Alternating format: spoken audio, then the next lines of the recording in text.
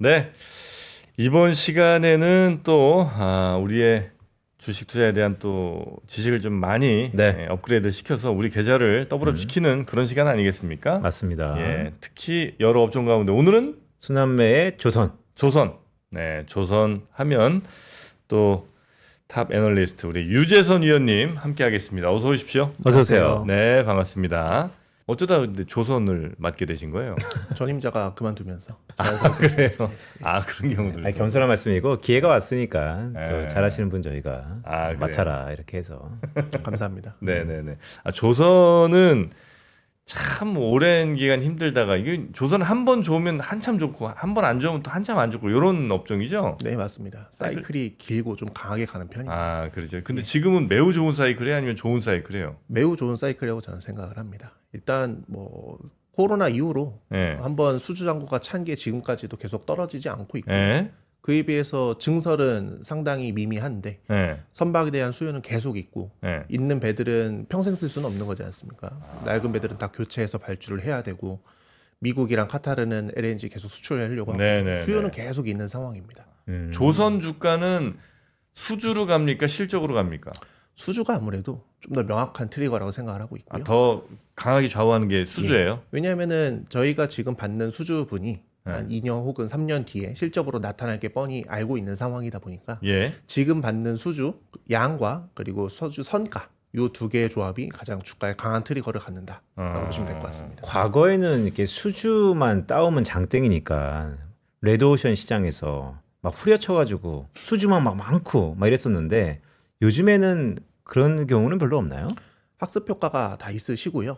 그래서 과거에 이제 미경험했던 선종들이나 뭐 해양 플랜트나 익숙하지 않았던 것들은 지금은 그렇게까지 급하진 않은 상황이다 보니까 잘할 수 있는 것 중심으로만 챙겨서 받고 있고요. 위험을 그렇게 많이 지지는 않고 있습니다. 요 수주 상황은 언제까지 갈 거로 혹시 우리 위원님은 판단하고 계세요? 저는 그래도 최소 3년 이상 그래요? 뒤에 봐도 저는 크게 달라지진 않을 거라고 보고 있고요. 저희가 생각하는 상선 쪽, 그러니까 일반 LNG 선이나 컨테이너 선이나 네. 탱커 선 이런 것들이 지금 돌려가면서 호황기를 계속 맞이하고 있습니다. 작년 같은 경우에 LNG 선이 약간 좀 쉬어갔었는데 올해 같은 경우에는 연초부터 작년 연말부터 해서 발주가 좀 재개가 되고 있고요. 네. 컨테이너 선 같은 경우에도 과거 한 3년 4년 많이 발주가 나왔었는데 뭐 대형선은 아무래도 잔고가 좀 많이 차긴 했지만 뭐 8000TEU급으로 적당한 사이즈 대형선과 중형선 사이에 있는 그런 것들은 아직까지 발주 여력이 많고요. 계속 또 어떻게 보면 이런 것들 또 타다 보면 또 부족한 거 아니냐라고 보실 수도 있는데 탱커선 같은 경우에는 노후 선박 비중이 너무 많습니다. 그래서 여기는 어떻게 보면 마진상으로 좀 덜 받는 선종이긴 네네네. 한데 정 안 된다 싶으면 요거로 또 꽉 채울 수도 있는 상황이다라고 생각을 합니다.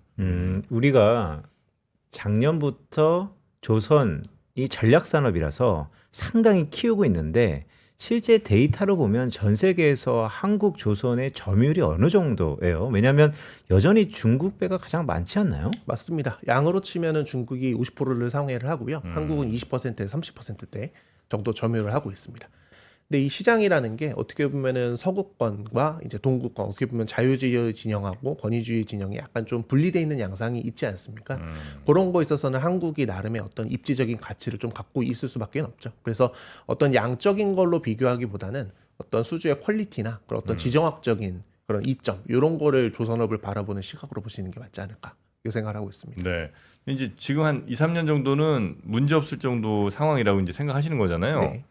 그 생각은 언제부터 하신 거예요? 왜냐하면 이제 그 전망을 하셨을 때 주가는 상당히 많이 올라갔을 거 아닙니까? 예, 그 전망을 할 때는 제가 조선 담당자가 아니었고요. 아하, 이 안 돼. 그러면 좀 더 쉽게 지금 시점에서 그럼 몇 년 정도 우리가 안전하다 아니면 여전히 수주가 계속 들어온다 이렇게 전망하시는 거예요? 앞으로 최소 2, 3년 정도는 수주나 실적이나 전혀 꺾일 건 없다라고 보고 있습니다. 여전히? 일단은 25년 들어서 성과가 횡보를 하기 시작을 했고요. 네. 그때 받았던 수주 슬롯이 2028년 인도 물량이다 보니까 그게 믹스로 들어오는 시기 27년부터는 이제 성장 속도가 이익 성장 속도가 살짝은 줄어들 수 있습니다. 성과 네. 지표상으로는요. 근데 지금 아직까지도 그게 크게 걱정할 필요가 없는 게 네. 선가는 정체가 되고 있더라도 환율이 오르고 그리고 원가가 많이 안 오르는 상태에서 생산성이 지금 많이 개선이 되고 있거든요. 건조 생산성이 지금 엄청나게 빠르게 늘고 있다 보니까 매출이라든지 이익이라든지 이렇게 회전율 측면에서 굉장히 많이 좋아지고 있습니다. 그래서 앞으로 2년 동안은 적어도 걱정할 건 없다. 예, 그렇게 생각하시면 좋을 것 같습니다. 그러니까 주가 측면에서는 그러니까 업황은 좋다. 네. 알겠습니다. 네. 주가는 이제 상당 부분 반영을 했을 거고 네. 이보다 더 갈 게 과연 얼마나 있을까?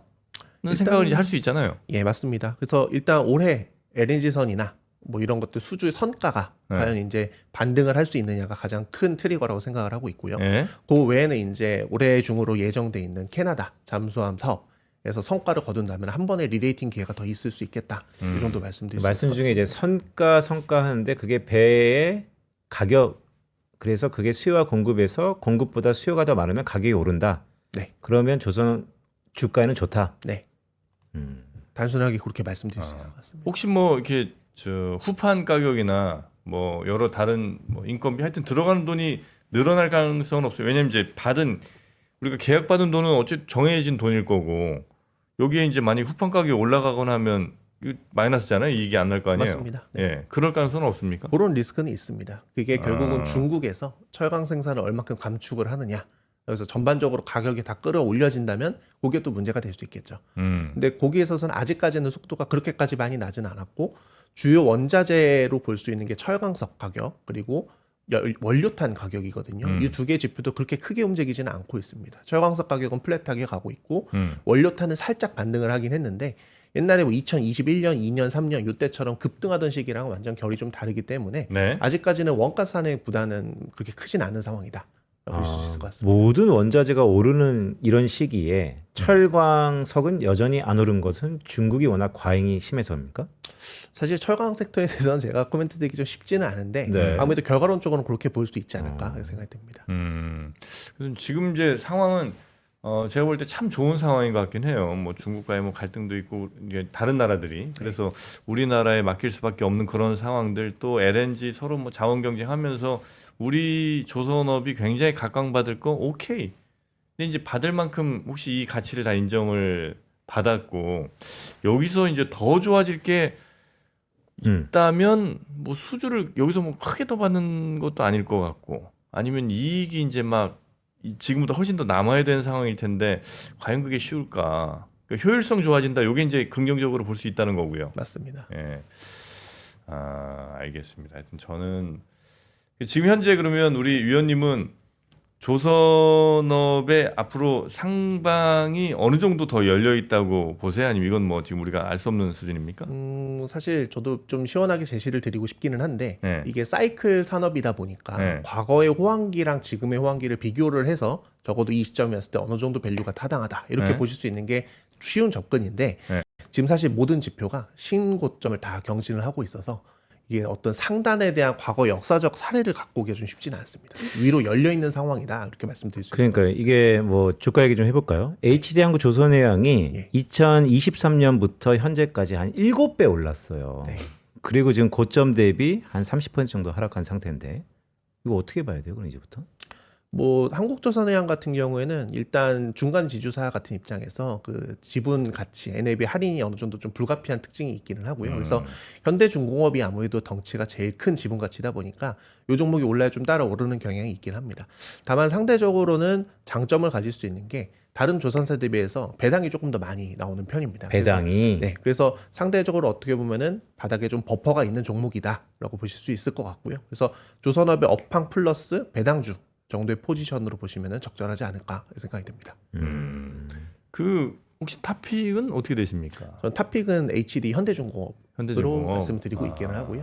HD 현대중공업 예, 예, 그것도 3년 터울에 한 7배 올랐잖아요. 맞습니다. 네. 아직 실적상으로 피크가 도달하지 않았다라고 생각을 하고 있고요. 그 피크에 도달하는 과정에서 또 업황은 언제든지 바뀔 수 있는 환경이거든요. 그게 이제 안 좋은 쪽으로 간다기보다는 네. 좀 더 좋은 성과의 물량들을 더 받을 수 있는 여지가 아직도 있기 때문에 좀 더 좋게 본다라고 말씀드리고 네네. 싶고요. 현대중공업을 조금 좋게 보는 이유는 두 가지입니다. 일단 실적상으로 올해 증익폭이 제일 큰 조선업체라고 생각을 하고 있고요.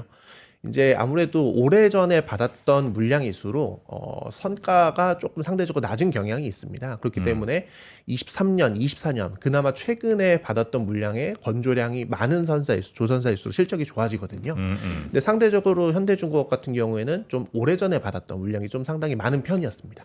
그래서 그게 이제 빨리 좀 없어지고 올해 들어서 23년, 24년 수주 받은 게 많이 건조로 들어가다 보니까 실적 성장 측면에서 올해 좀 드라마틱하게 좋아진다라는 게 한 가지 포인트고요. 네. 두 번째는 이제 캐나다 잠수함 사업에 하나오션하고 같이 원팀으로 들어가니까 그런 어떤 특수선 분야에서의 기대감도 플러스 요인으로 작용할 수 있다. 이 두 가지 측면에서 제일 좋게 좀 생각합니다. 고부가 같이 특수선에 대한 네. 기획이 있다. 그러면 이게 탑픽이라고 말씀하셨으니까 상단 말고 네. 하단 한번 말씀 주세요. 하나하나 말씀. 네, 왜냐하면 이렇게 중장기적으로 계속 간다는 기업은 네. 하단이 오면 야 애널리스트가 탑픽 종목에 하단이 이 정도면 의심하지 말고 들어갈 사람들이 꽤 있잖아요.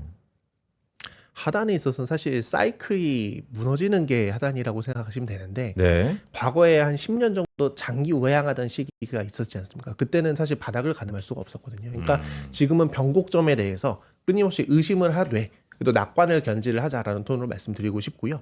하단 같은 경우에는 그 상황이 왔을 때는 사실 알 수가 없다라고 생각을 하고 있습니다. 꺾이면 예. 변곡이 꺾이면 사실 하단은 무의미하다. 예, 맞습니다.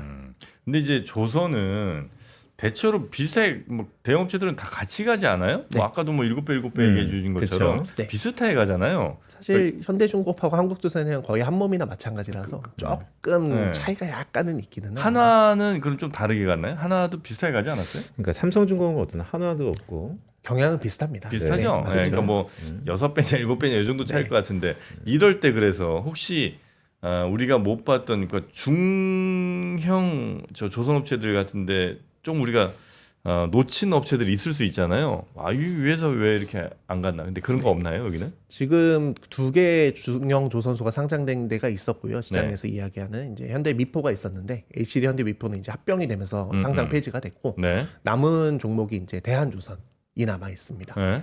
네, 제가 공식적으로 커버는 하고 있지는 않아서 네. 코멘트가 좀 쉽지는 않지만 네. 그래도 일반적으로 알려진 사실로 해서 말씀드리면 중대형 쪽 탱커선 중심으로 많이 선 수주를 좀 쌓고 있고요. 네. 실적 같은 경우에 영업이익률이 20%대로 엄청나게 높은 상황입니다. 그래서 올해 초 들어서부터 좀 고가 선박들 수주로 좀 많이 성공을 하면서 네. 연초 대비해서는 그래도 다른 조선소 대비 주가 퍼포먼스 상당히 양호한 상황이다 정도로 좀 말씀드릴 수 있을 것 같아요. 그쪽도 시장 전망이 상당히 밝습니다. 밝은 편이다. 예. 네. 그러면 조선업황에 악재라고 한다면 뭐가 있습니까? 아까 질문 주셨던 네. 원자재 가격의 급등이 있을 수도 있고요. 혹은 환율의 엄청난 강세. 원화가 이제 1,300원, 1,200원 이런 식으로 가버리면은 이제 예정원가 대비해서 수익이 완전 쪼그라들 수가 있을 것 같고요. 수주는 달러로 받으니까. 맞습니다. 그리고 어떻게 보면 시장의 수요가 말라버리는 가장 어떻게 보면 안 좋은 시그널이 나와버린다면 좀 그때는 진짜 큰 문제가 생길 수 있겠죠. 그러니까 LNG선이든 탱커선이든 컨테이너선이든 이제 진짜 정말 다 나올 거 다 나왔고 네. 돈 벌 거 다 벌었고 이제는 약간 몸을 움츠르는 시기가 됐다 하면은 그 어떤 전방 해운 시황에 동행해서 조선업 시황도 안 좋아질 수도 있는데 아직까지는 그렇게까지는 극단적인 상황을 가정할 필요는 없는 것 같고요. 당장은 환율이 제일 그래요. 리스크 요인이다라고 생각하고 있습니다. 근데 말씀을 쭉 들어보니까 일반 투자자들이 그러면 다 복잡하고 하나만 받아 그러면 신조선가네요. 네, 그렇게 보시면 됩니다. 결국 신조선가만 보면 네. 모든 게 담겨 있다. 네, 근데 그 신조선가가 지금은 우상향? 약간 횡보하고 있습니다. 횡보? 작년 10월, 11월 요때부터 약간 우하향하는 느낌이긴 한데 하락폭이 크지는 않고요. 잠깐. 고개가 살짝 이렇게 그렇죠. 네, 계속 그렇죠. 상승하다가 지금 횡보면 예. 그게 꺾인 거 아니에요? 꺾였다기 보기에는 네. 이게 또 살짝 또 고개를 들고 있는 모습이라서요. 네. 왜냐면은 이게 어떻게 보면은 수요와 공급의 밸런스인데 수요는 상당히 많은 반면에 밸런스는 그렇게 깨지지 않은 상황입니다. 왜냐하면 공급 측면에서는 증설이 효과가 많지 않았기 때문에. 네. 그래서 만약에 한국으로의 쏠림이 현상이 있었던 이런 것들이 뭐 중국 조선소로 다 넘어간다라면 모를까.